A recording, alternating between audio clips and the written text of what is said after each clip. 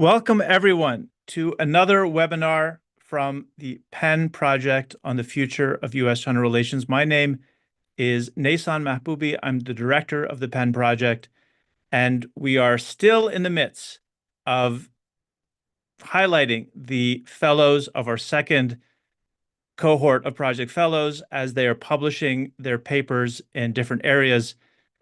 This morning, we published the papers from our National Security Fellows, Brian Hart, Ketian Zhang, and Amanda Hsiao. And in a moment, you'll hear all of them discuss their papers in this program. Just before we get started, I do want to remind all the viewers that we have a call for applications out for our third cohort of Project Fellows. That call was issued a few weeks ago, and applications are due at the end of this month. We are looking forward to bringing together another great group of next-generation scholars and experts on China to be fellows of the PEN Project on the future of U.S.-China relations. What we ask of the fellows in this year-long fellowship is each of them to develop a policy paper rooted in their specialized expertise with actionable, concrete recommendations for U.S. policymakers in respect to U.S. relations with China. As they develop those papers, we bring them to campus, as we have done with our second cohort of Project Fellows. We take them, if they are able and willing to go, to China for a week of dialogues with Chinese interlocutors. We go to Washington, D.C. for a week of dialogues with policy actors in Washington. And then, as we're doing now, we finally start to publish these working papers and discuss them in webinars and then podcasts.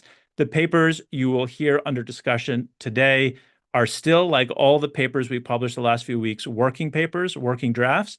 We will publish the final versions later this spring, in part based on the dialogue that they will have today, and hopefully the feedback that those of you in the audience, whether live on Zoom or watching later on YouTube, may send to them.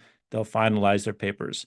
But let me stop here and bring today's panelists up on stage to introduce them and get today's program going.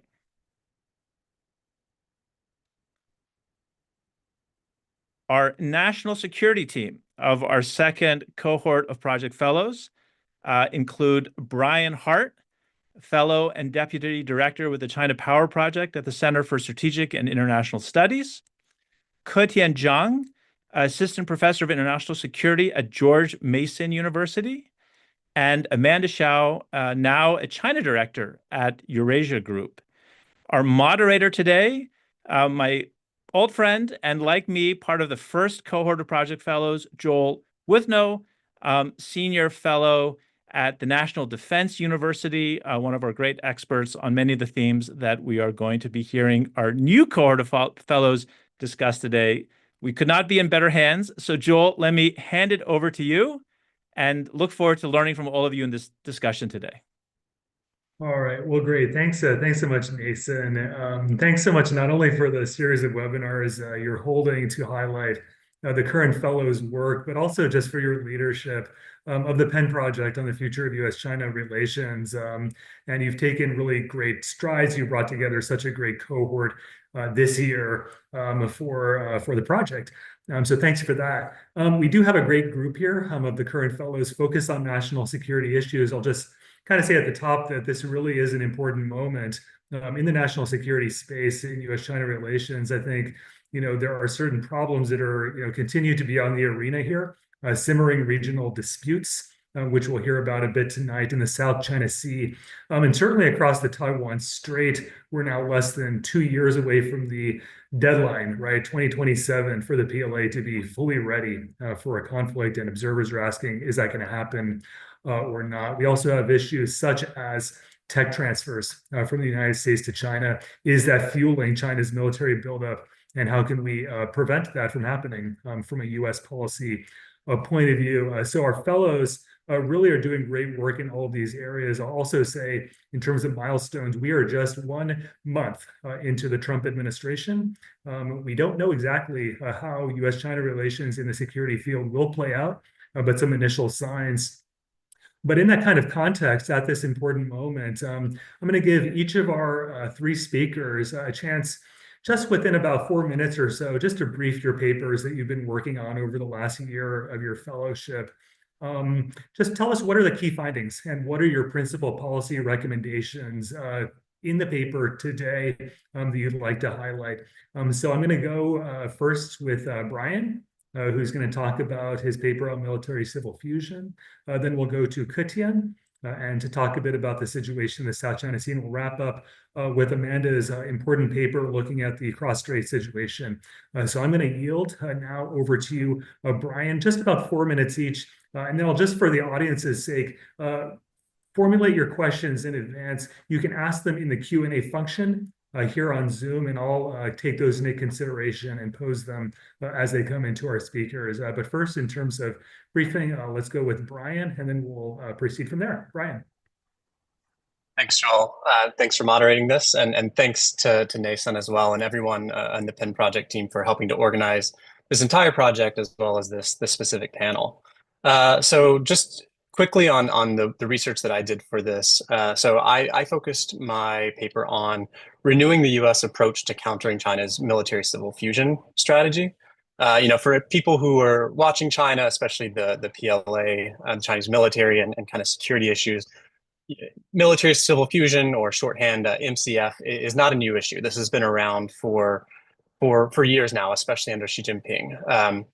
This is a strategy that he's elevated within China to a national level, and he's overseeing personal leadership on this issue to really, and the goal of this strategy is really to fuse together China's commercial economic development strategy with its national development, national security strategy. And so this goes beyond what we often think about, things like spin-on and spin-off technologies. It really goes more towards a more comprehensive blending of those national strategies to try to achieve maximum benefit across those two economic and national security spaces.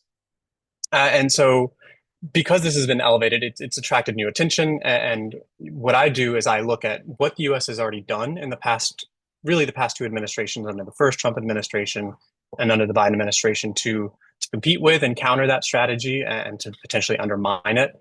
And essentially what I find is that those strategies, I think the Trump administration kicked off some of the early efforts with things like sanctions and moves to curtail specific companies and to curtail the flow of technologies. They really frame this as a technology theft issue from US universities and other institutions and things like that. The Biden administration significantly expanded that approach with broad things like export controls and investment, inward and outward-bound investment controls, especially in the high end of things like chips, semiconductors, and AI and areas like that. What I show is that there's been a lot of legacy industries, like, well, I use the case study of shipbuilding. China's shipbuilding industry have been kind of overlooked in our approach to this by focusing so much on those high-tech areas.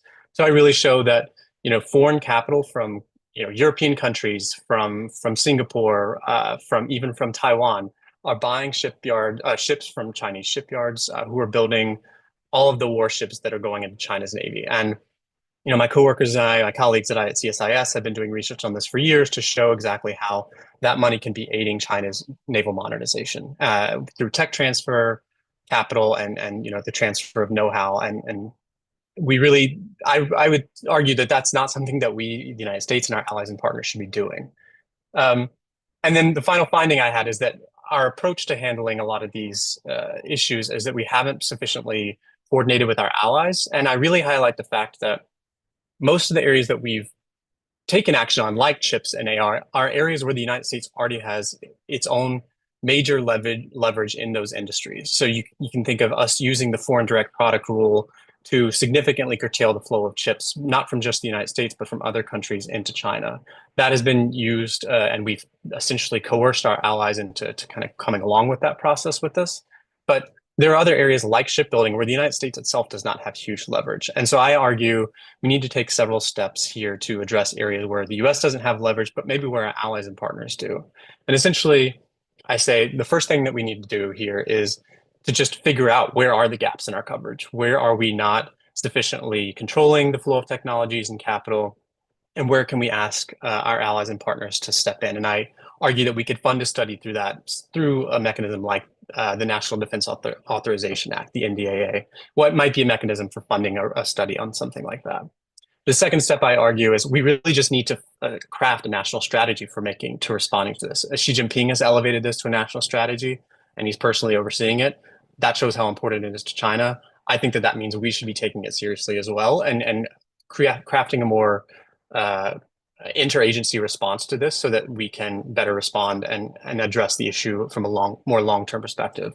And then the third step is to really work with our allies more, especially Japan and South Korea, on the case of shipbuilding, for example, where they have huge leverage. Besides China, they're the only major players in this industry, and they do have the ability to compete with China if we work together. And so, I'm exploring ways that we can do that, and perhaps we can get into some of the concrete steps of how we can work with allies and partners in the Q&A. But with that, I'll stop now to make sure I have time to pass over to the other panelists. So thank you. Great, thanks, Brian. And again, the papers are now posted on the web for viewers to take a really detailed look at. They're all great. They all make use of a lot of Chinese language sources, as well as some of the access that the fellows got this past year in China, talking with PRC experts and officials on these issues. So a really great set of empirically rich papers. So thanks for briefing, Brian. Let's go next to Ketian, please. Sure thing.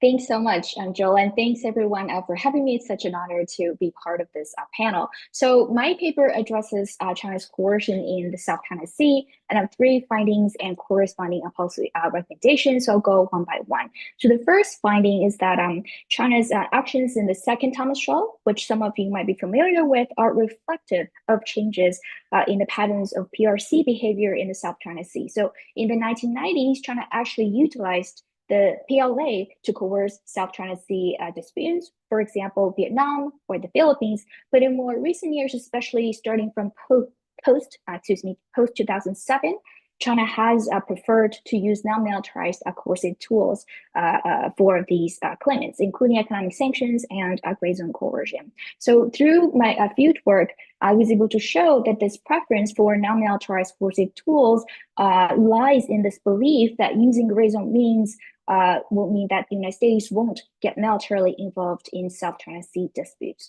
So what this means as the first policy recommendation is that the United States engages in a balancing act between deterring Chinese coercion and avoiding escalation in the South China Sea. And to do this, the United States, I would argue, should further clarify what an armed attack would constitute under the U.S.-Philippines Mutual Defense Treaty. Because the current Mutual Defense Treaty does not specify whether actions, for example, by the Chinese Coast Guards is an armed attack or not, right? And not having clarity, I would argue, has 2 issues. And the first one is that it does not send stronger signals of resolve. And the second issue is that it might actually lead to misperceptions and miscalculations and unintended consequences of escalation. So China's perception for why it uses gray zone coercion is that it's not escalatory, but that's not necessarily perceived as such by the United States or allies in the region. So I would say greater clarity would actually lead to fewer misperceptions or unintended escalation. And the second finding is that another reason for why China shifts to the use of non-militarized coercive tools is an increasing perception of geopolitical backlash from the United States since the early 2000s. So in the 1990s, China believed that the United States left what they call a geopolitical vacuum in Southeast Asia and actually utilized militarized coercive tools. So what this means, and this brings me to my second recommendation, is that actions speak louder than words. The United States should maintain presence operations, including multi-carrier operations in the South China Sea and combined exercises. But these, I would argue, these operations should be consistent so that they send consistent signals of resolve. And the final finding is that in addition to utilizing coercive actions, China also uses economic incentives to divide and conquer ASEAN countries so that ASEAN is not united together against China. So, and my final recommendation, right, corresponding to this finding is that in response to simultaneous Chinese economic sanctions and incentive towards ASEAN countries, I would argue that the United States should offer economic carrots, especially through trade, to ASEAN countries, right, providing them with greater economic alternatives outside of trade with China. So currently, China already has a free trade agreement with ASEAN countries, but the United States does not. So I would argue that the USTR, for example, should strive for striking a free trade agreement with ASEAN countries, even if not, at least try to reduce tariffs or non-tariff barriers for U.S. businesses to operate in ASEAN, which I think in a way can be in line with the preferences for the current administration. So thank you so much again, and I look forward to the conversations. Fantastic. Yeah, thanks, Ketian. It's another great paper here. And it is not only important because it describes PRC patterns of, what you call non-militarized coercion, but also because it raises this key question of how to respond. If we think we can deter major use of force, that's one thing, but how do you dissuade a country from low levels of escalation? So it's very good and very fresh thinking that goes beyond some of the standard repertoire that we often hear in DC, especially on the economic front. So good thinking and good paper for Ketian. Amanda, let's go ahead. Great. Thanks so much, Joel. And thanks very much to the team at the PEN Project for all of your organization. It's been great to be part of this fellowship. As we all know, Chinese pressures on Taiwan have increased significantly in recent years. China has really deepened and broadened and diversified its toolbox of tactics. And what I sought to understand in my paper was the implication for US interests in deterring a Chinese invasion of Taiwan, given these increasing pressures. I argue that one objective of Chinese pressures, there are many, but one is about eroding the resolve of Taiwan, the US and the international community to resist Chinese aggression, and that if left unmanaged, these pressures could make it easier for China to achieve a takeover of Taiwan through force, such as an invasion or by blockade. An irresolute Washington, an irresolute Taiwanese population and foreign governments may not resist very strongly or resist for a very long period of time under high duress. The US should really, I argue, understand Chinese gray zone tactics as potentially enabling Beijing to achieve unification through coercion or force at lower cost down the line, and therefore should be seen as part of the problem of deterring a Chinese invasion, not separate from it. The next question I tried to answer was, so what has been the impact of Chinese pressures on perceptions and decision-making so far? Objectives are one thing, but the actual impact is another, right? And so from what I've seen, though I think this is inconclusive, the impact of China's efforts appear mixed and limited so far. On the one hand, Chinese pressures have achieved to some extent the opposite of what China is trying to achieve. It's created the impetus for more collective action between the US and Taiwan and some Western governments in defense of Taiwan. The US-Taiwan relationship has reached new heights, arguably, and the Taiwanese remain largely in favor of closer ties with the US. Regional governments are saying and doing more on this issue. But on the other hand, Taiwan's political divides have deepened, and the island's willingness to fight remains unclear. There's a lot of polling out there, and again, I think there could be more research done on this to aggregate all of the data that exists. And just to throw another piece of another wrench into this is these outcomes, these perceptions and attitudes are, of course, not entirely attributable to Chinese actions and statements, right? The Taiwanese live in an information bubble in which they see what's happening around the world, what the US is saying and what the US is doing in other parts of the world as well. And those are also information that influences their perceptions. But nevertheless, pressures from China are in constant evolution. and their capacity to render Taiwan more vulnerable in the future and be more impactful should not be discounted. We can imagine certain escalatory scenarios, such as a limited quarantine or other scenarios that do have the potential to spur more political infighting and to erode public confidence in the governments in Taipei and Washington. So what does this mean for US policy? I think that US policy should continue to prioritize deterring a Chinese invasion of Taiwan, but as part of that effort, the US should also develop a more forward-looking strategy to deter highly escalatory Chinese coercion and to mitigate the impact of existing everyday pressures. And such a strategy, I want to say, does that mean that the US should encourage Taiwan to move away from an asymmetric defense strategy, that prioritizes the purchase of large numbers of small, mobile, and expendable assets like missiles, mines, and drones? That all of those efforts need to continue. The strategy would attempt to move away from the more reactive approach that we see now to one that seeks to get ahead of the problem, where I think there should be greater internal clarity over how US interests are directly affected by Chinese coercion, over the thresholds of Chinese pressures that should trigger a more robust US response. Maybe just 3 key points here. First, I think the focus of responses should be to mitigate the impact of Chinese gray zone tactics rather than to seek to respond to each action itself.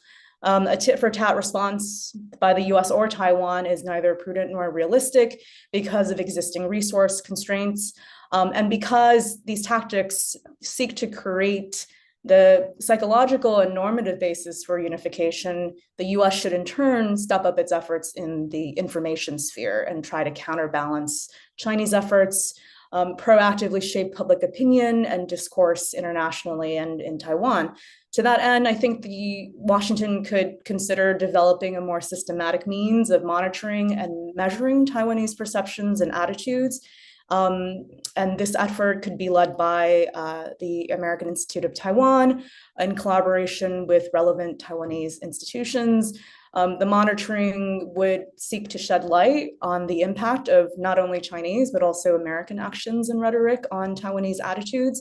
And it could inform, when and if the US should be strategically communicating the ways in which it's working with Taiwan, the ways in which it is actually engaging in security cooperation. 2, the US, in conjunction with partners in the region and Taiwan, I think should prepare a list of additional security cooperation mechanisms that could be initiated in response to significant increases in Chinese pressures. The goal would be to impose long-term costs on China by creating a more challenging regional political and security environment. These initiatives would also seek to enmesh Taiwan further into regional mechanisms and thereby undercutting China's attempts to isolate the island. So I give a number of examples in the paper, which we can go into a bit later if we want to. And then last, I think the US should adopt a more disciplined communication strategy vis-a-vis Beijing. This would, for one, make clear the costs that Washington is willing to and can impose to try to head off escalatory scenarios like a limited quarantine. But at the same time, those attempts to communicate the costs must be supplemented by assurances that, in fact, stepped up US diplomacy and efforts to deepen security cooperation with partners in the region are aimed at counterbalancing increased Chinese coercion and not intended to change the status quo. All right. Well, thanks, Amanda. That was a really great synopsis of your paper as well. And of course, the Taiwan issue is really kind of the issue or the flashpoint that any U.S. administration, including the current one, is going to have to wrestle with. I noticed you're really kind of asking some similar questions as Ketian in her paper, which is, how do we get around or get ahead of gray zone coercion? It's difficult. It's designed not to be deterred. So how to really think through this, but also raising a really interesting point, which is how is this successful? Is this going to be a successful strategy for China? It seems so far to have been counterproductive. And so based on that, what might they need to do more of to get the desired effect? And is that going to lead them away from the gray zone and back into classic forms of coercion? And so it's a really illuminating paper. So what I want to do to kind of kick off the discussion, I have kind of a general question that I'll ask all three of you, and then I have some more specific items as well. So the general question is, we are at a new starting point, if you will, in U.S.-China relations. We are a month into Trump 2.0. Your papers were you began your papers, you researched them, you developed your initial recommendations under the Biden administration.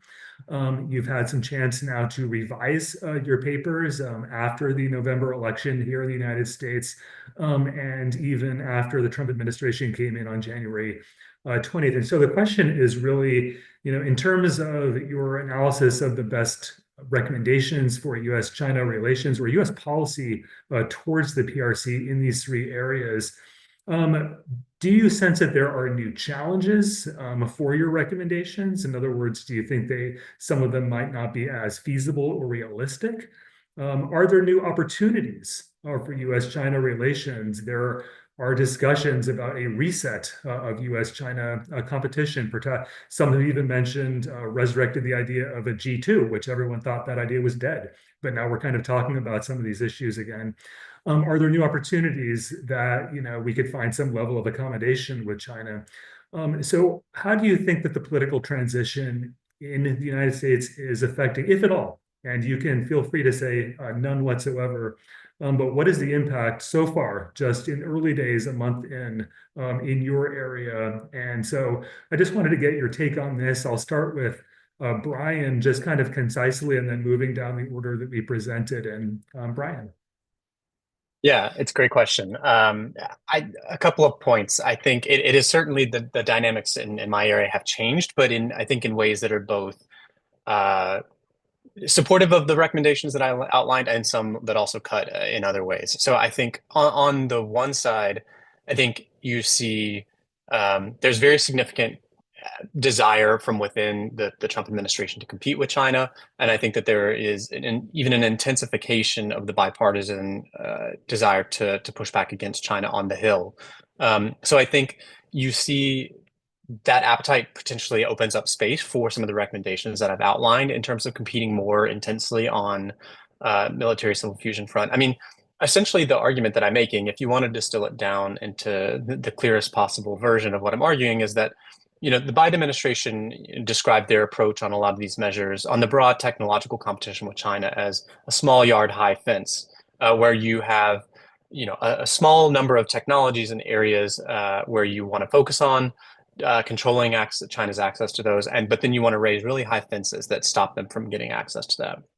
I am essentially arguing that we need to broaden that fence a little bit, broaden that yard into areas beyond just the very high-tech areas like chips and AI, into some of these more legacy areas where the PLA is making very major gains, like shipbuilding and building up their Navy. So I'm arguing, I think that there is an appetite for that on the Hill and within the Trump administration.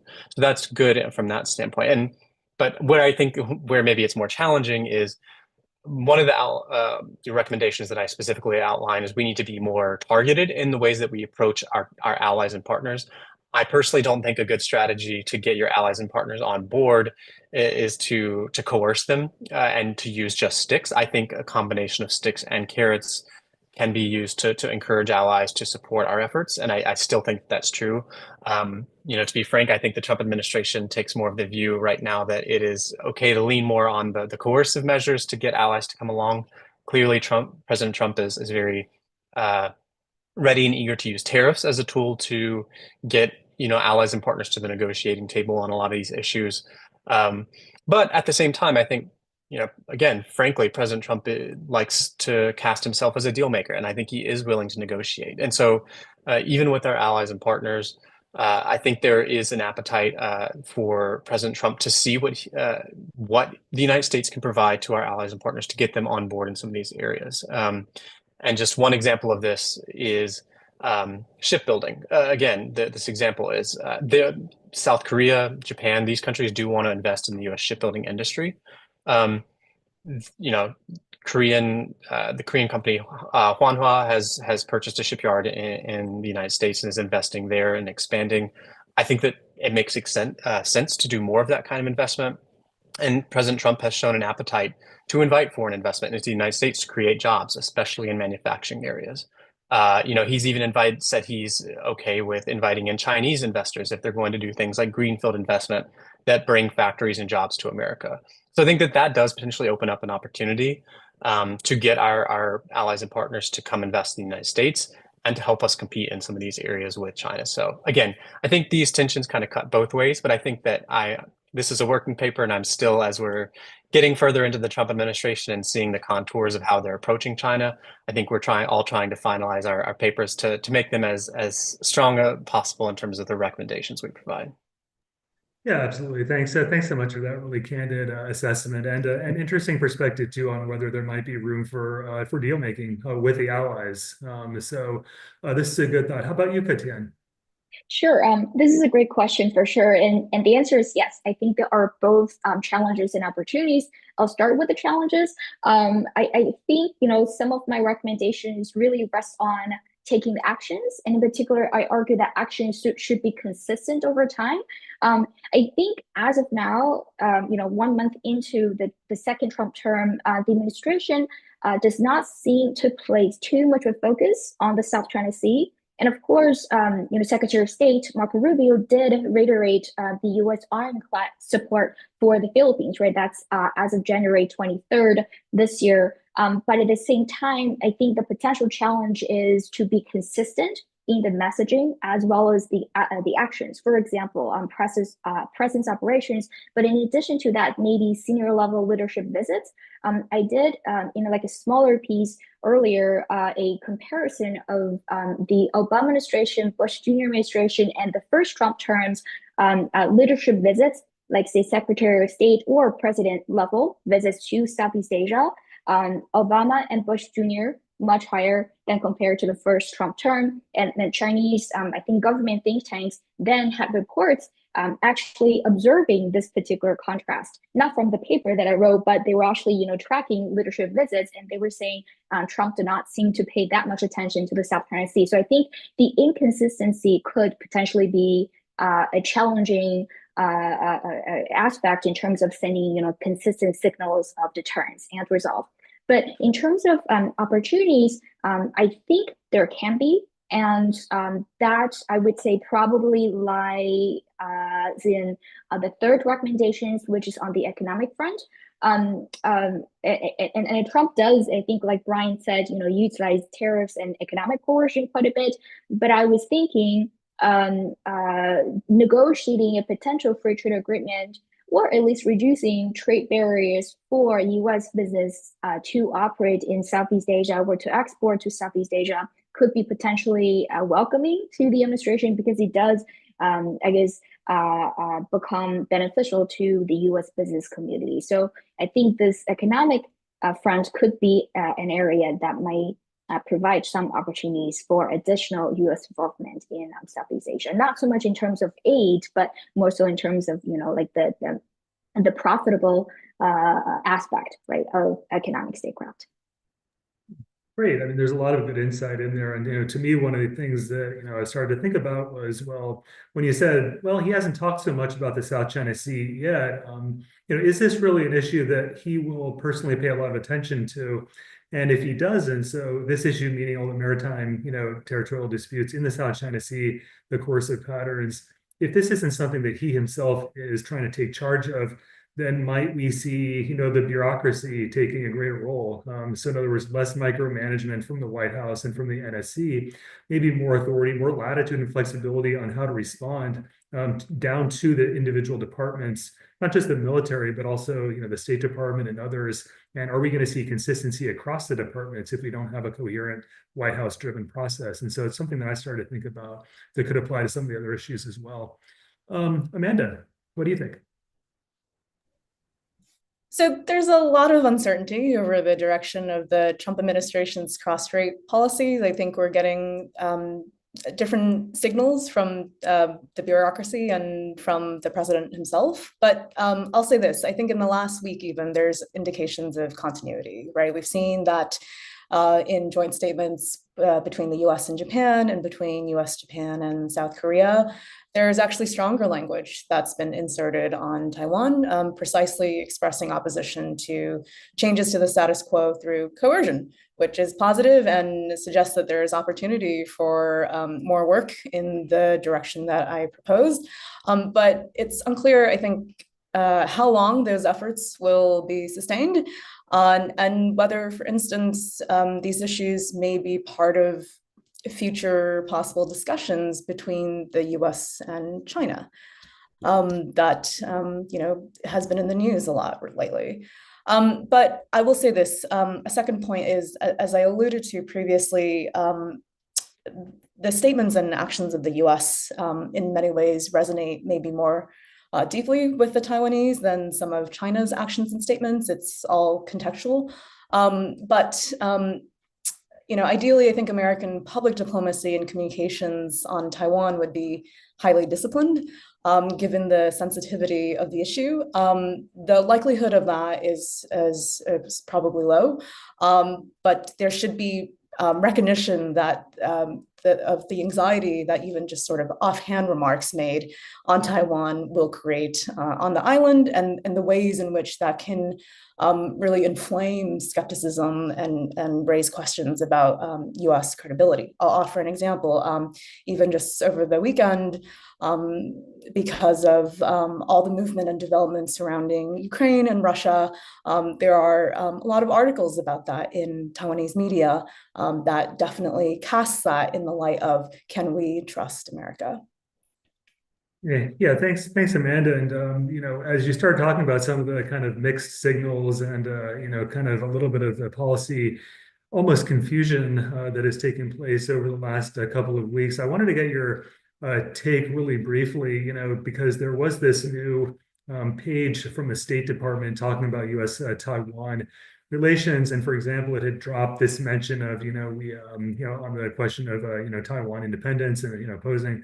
I mean, what was your, just kind of wanted to get your reaction on that? Did you view that as kind of a misfire, or did you view that as maybe an early signal of a much more a warm, maybe somehow approach to Taiwan? What did you make of it? Yeah, I mean, I think so. First, I think it's typical for any given administration to choose to highlight or emphasize or downplay certain aspects of the US cross-strait policy, which we know is comprised of a lot of different phrases and language, right? I saw this as an attempt to downplay US commitments to China in its cross-strait policy, or conversely, to highlight commitments to Taiwan. And as for how long that'll last, recall that a couple of years ago, the Biden administration did something similar, and the Chinese protested, and then it was retracted. So we'll see what happens next.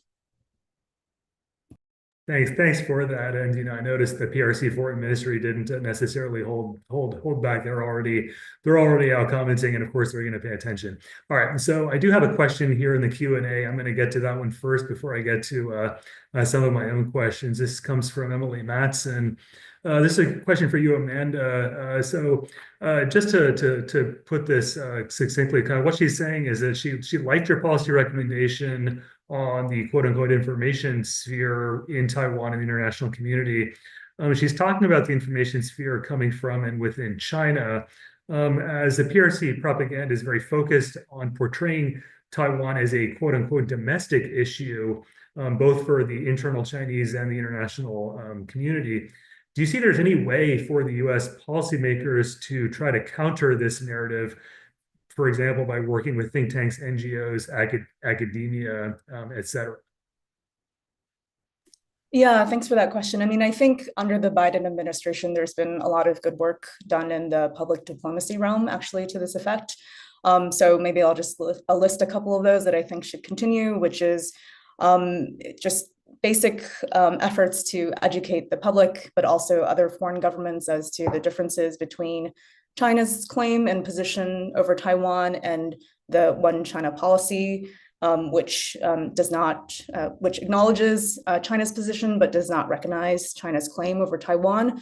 Those nuances matter greatly, but also efforts to educate the public about UN Resolution 2758, which China uses to conflate as acceptance as the international community accepting its one China principle, but in actuality is not. So I think those efforts should continue, and I think the work of NGOs to sort of disseminate that in various countries would be helpful as well.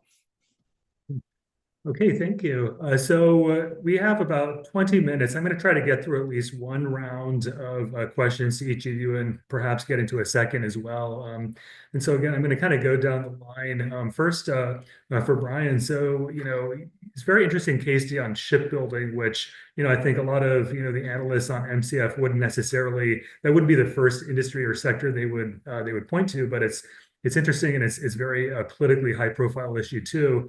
And party recommendation is to kind of encourage greater coordination. We're not going to build all these ships ourselves. We can't do it at a reasonable cost. We can't do it at all.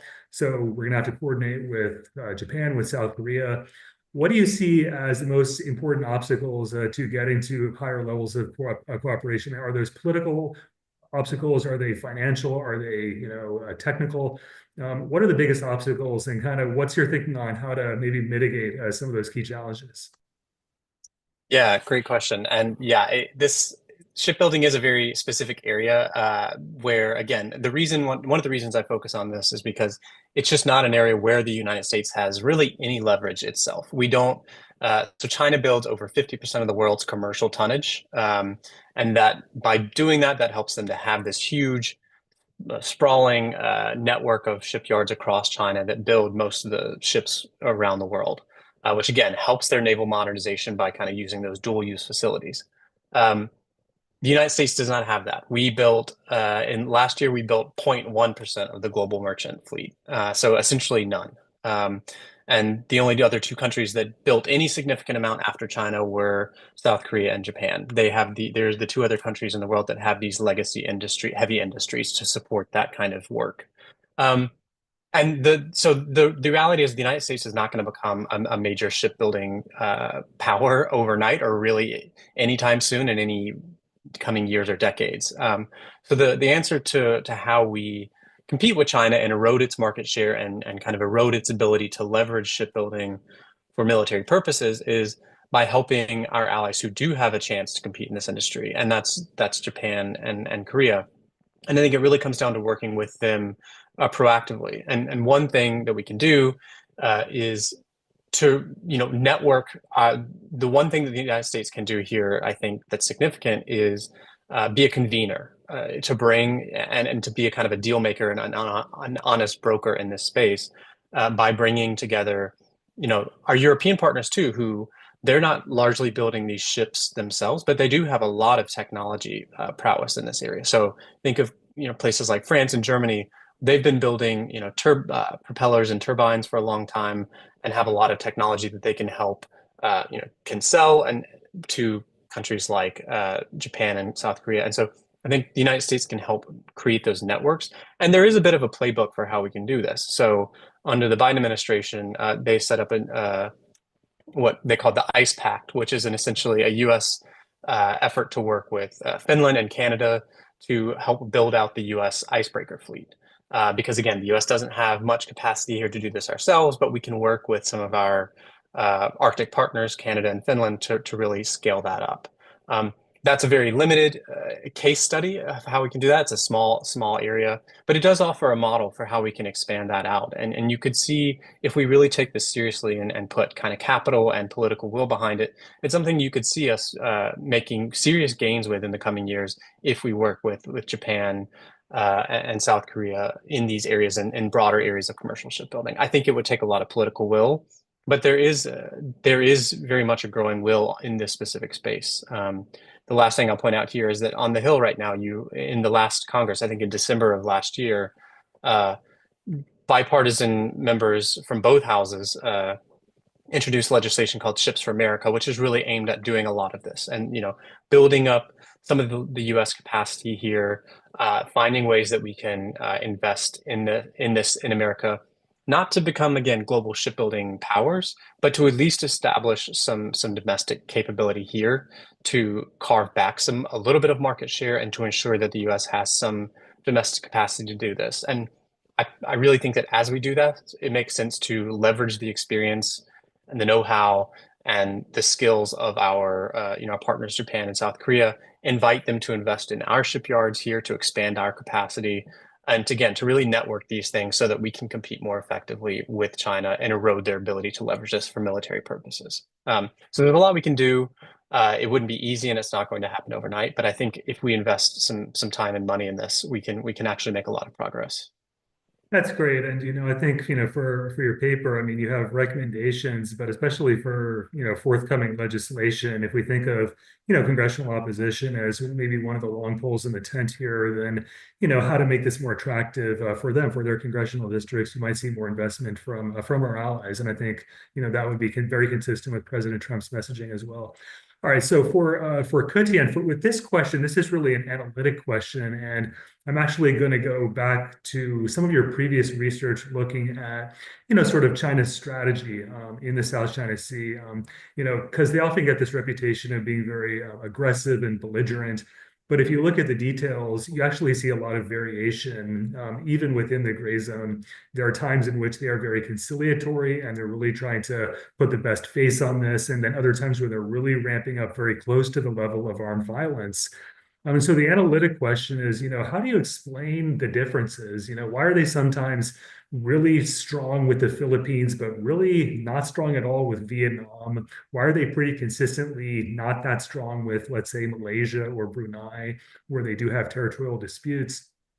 How to make sense? I mean, is this really, a high-level policy? Is this, based on your research, how would you explain some of this variation? Because, it gets to a policy, implication, but you have to kind of understand the source of the escalation. So what's your kind of analytic judgment on that? Sure thing. I'll be relatively quick, and that's a great question. And I think that's sort of coming from a chapter in my first book, which looks at coercion more broadly beyond the South China Sea to into like Taiwan, among other things. I think there are sort of like two major arguments for, and I first off agree completely with your observation that China really hones in on the Philippines and kind of like gave a free pass to especially Malaysia and a little bit to Vietnam, even though empirically I have an internal map from the Chinese Academy of Sciences that I got when I was doing food work there in China that lists like the oil fields within the 9-dash line. You'll see vast majority of them were actually Malaysian oil fields. The Philippines had one. All of Vietnamese oil fields were outside of the 9-dash line. But China actually targeted the Philippines the most, right? And I think the reason for those is kind of twofold. And the first one is, I would argue that from China's perspective, the need to demonstrate resolve is actually different among these three countries. So the Philippines, from China's perspective, didn't do that much in the sense that didn't have oil fields from within the 9-dash line and didn't really occupy the most land features because Vietnam did or does. But at the same time, China's belief is that the Philippines kind of sensationalizes the South China Sea issue by sort of, going to multilateral platforms, by invoking the United States, et cetera, et cetera. Whereas for them, and I think that comes from some of my interviews with former Chinese diplomats, the Malaysians are smart because they're silently making big profits off of the South China Sea without sort of going to the Philippines level of, say, internationalizing the South China Sea issue. So I think for China's fear, because for them, the Philippines is sort of like the loudest and again, I'm not taking normative judgment here, but empirically, China believes that the Philippines is sort of the most active in sort of internationalizing the South China Sea issue. And if China does not use coercion on them, then it sends the signal that it's okay to do similar things in the future. So that's why I think China used this logic of killing the chicken to scare the monkey, right, in order to deter similar actions. And the second, very quickly, I think factor here is, especially with regard to Malaysia, is economic. So China actually imports a lot of liquefied natural gas from Malaysia, as well as oil sources. And I think parts of Iranian oil actually got diverted from Malaysia and into China. So I think there is this economic layer to it. And finally, very briefly, China kind of imposes this divide and conquer strategy.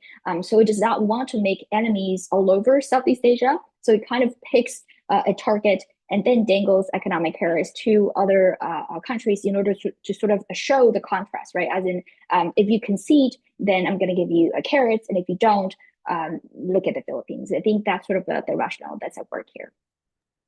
Yeah, I mean, this is some good insights there. And, like I said, it's sort of connected with the policy implication. And so if part of this is to say that, if you're the loudest, you might get picked on the most, you might actually not want to be the loudest. And so, the Philippines, they took China to the UN.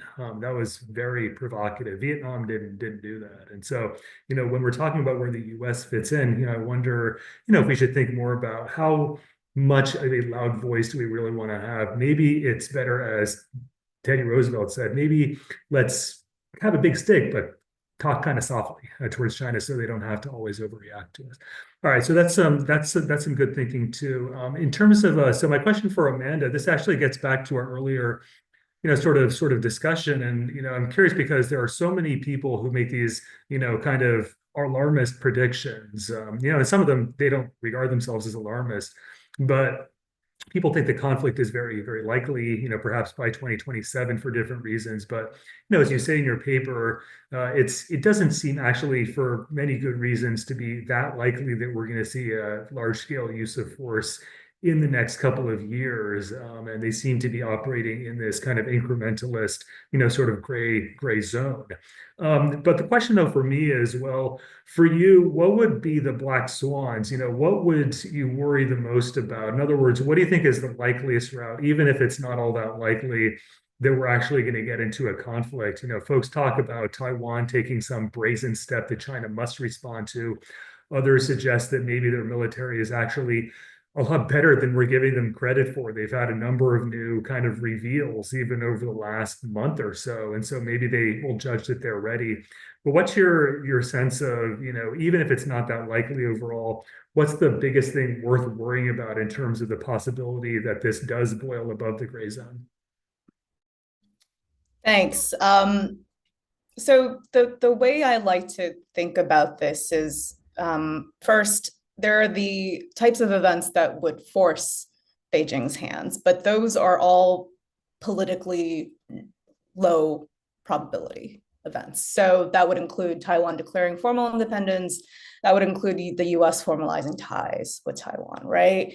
So below that, and the reason I say that is, start with that, is because for Beijing, this is primarily a political question, right? The Taiwan issue. So, even if, let's say tomorrow, China has fully developed its capabilities, the barges that you were mentioning are all, ready to go and they can go tomorrow. They might not do it just because they have the capabilities, because they need a political reason to do so, right? And, even if they weren't ready, and tomorrow Taiwan declared independence, for the sake of preserving credibility, I think Beijing would have to take action, right? So it's primarily a political question. So setting aside the extreme scenarios, I think the calculation, the sort of conditions that would make it more likely, and unfortunately, across all of these conditions, most of them, we see that escalation is becoming more likely. And that's why there is a sense of urgency, and that's not incorrect for us to be more worried about this problem. So one, I think the idea of peaceful unification is becoming less credible. So for China, right, it's the idea is that only when peaceful unification efforts are exhausted does China turn to unification through force. Now, the criteria by which we measure that is not laid out clearly. And that ambiguity can be useful, but it means that it can be hard to understand from the outside where that line is and how the leadership draws it, if they have drawn one internally, right? And there, that is, I think, highly dependent on political developments within Taiwan. And we see that the island is increasingly embraces a Taiwanese identity that is separate from a sense of Chineseness, right? And we see that the electorate continues to vote into power DPP presidents, right? I would say that another condition we've mentioned is the capabilities of the military.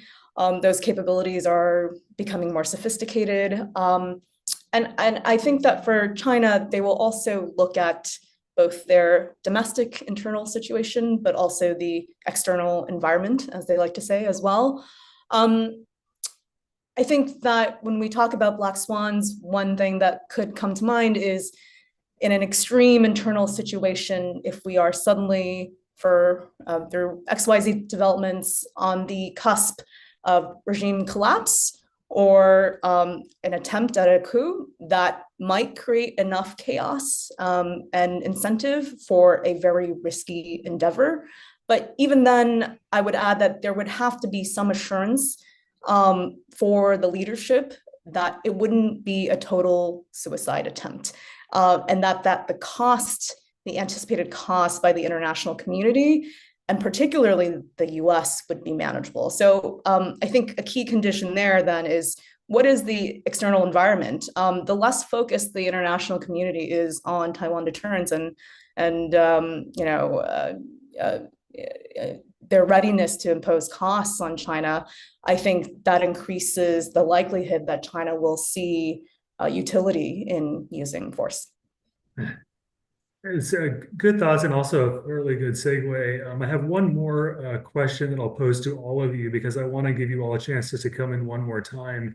I think maybe the first rule of policy, as with medicine, is, don't make the problem worse. In your papers, you have good recommendations or actionable what we should be doing. If you have one or two things to say to this US administration, what not to do, what do you encourage them? If you can not do anything, please don't do this. It will make the problem worse. If you can think of it, I'm sure there's a lot we can do to make these problems worse across the board. But in your particular area, what should we absolutely avoid, first and foremost, to not have these problems exacerbate even more than they already are? So I'll pick on you, Brian, first. I know that's kind of a question out of the ether. So if you have any thoughts, just maybe a minute or less for all of you.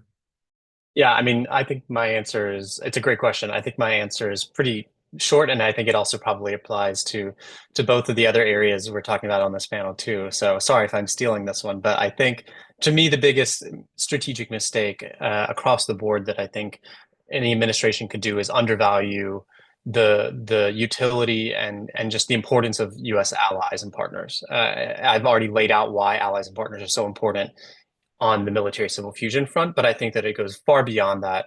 And so I think that we really have to think about the roles that our allies and partners play in deterring China from aggression and to pushing back against unwanted practices that China is doing across the board. They're really one of the biggest force multipliers that the United States has, and a unique asymmetric advantage that we have is Beijing doesn't have this network of formal partners and allies that are really willing to absorb some costs like ours are. So I think alienating them is really a mistake, and I think that this administration should avoid alienating those allies and really thinking more about how we can leverage our collective strengths. Super, thanks, Brian. Ketian, how about you? Sure, and I think this tags along really well to the point that you made earlier on actions versus like loud I guess talk. So my I guess suggestion is more actions, less cheap talk. And of course, formal statements, clarity, I think that works. But I think the worst scenario would be not showing up, right? Not maintaining those presence and not really visiting South or through senior level leadership visits, not showing that the United States cares about Southeast Asia, but at the same time, I guess combining with those relatively cheap talk would probably be the worst of the world in terms of approaches to South China Sea disputes. Okay, thanks, Ketian. And last word to you, Amanda.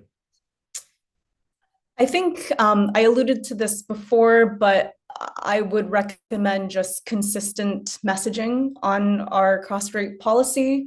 It goes both ways. If you say one thing one day and something else the next, you leave parties anxious about your intentions, and whether your policies have changed and the objectives that you're trying to achieve. So that could invite escalatory behavior from China, and on Taiwan's end, particularly at a moment when defense reforms are really starting to pick up in Taiwan, but amidst a very divided political landscape, those words that the U.S. uses could, if construed incorrectly, really derail some of those efforts.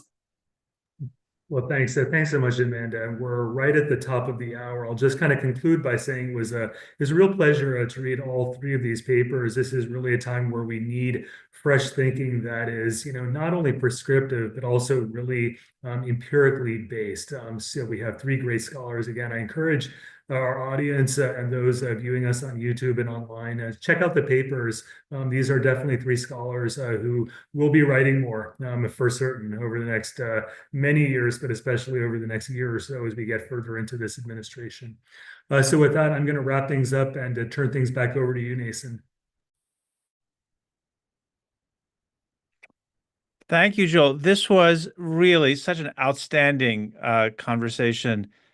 You did a masterful job, Joel, of moderating, and I'm not just saying that because of your exceedingly kind words about me at the very beginning. I'm just delighted. I'm just delighted by the granularity of the conversation, by the degree to which these really innovative papers were brought to the fore by your questions, Joel. I'm so excited about how well this went tonight that I do want to say that as we are nearing the end of our webinars with the second cohort of Project Fellows, we have one more in this series to go next week. Same time, same place, maybe starting a little earlier. I think 4 p.m. We'll be talking with the research and education fellows of this cohort. And then we'll have completed with the 6 teams of this fellowship cohort. But my hope is that we can keep this channel of these webinars going. And one of the things that I very much want to do, which I think many of the things that you've talked about in this discussion especially makes me excited about, our project not only is, as I said at the top of the hour, recruiting our third cohort of American fellows writing for American policymakers, but we also have a European spin-off project, the Transatlantic and European Dialogue on China, with European fellows writing for European policymakers. And we are just now in the process of launching an Asia-Pacific cohort, the Trans-Pacific and Asian Dialogue on China, with same model, next generation scholars, in that case from the Asia Pacific, writing for Asian policymakers.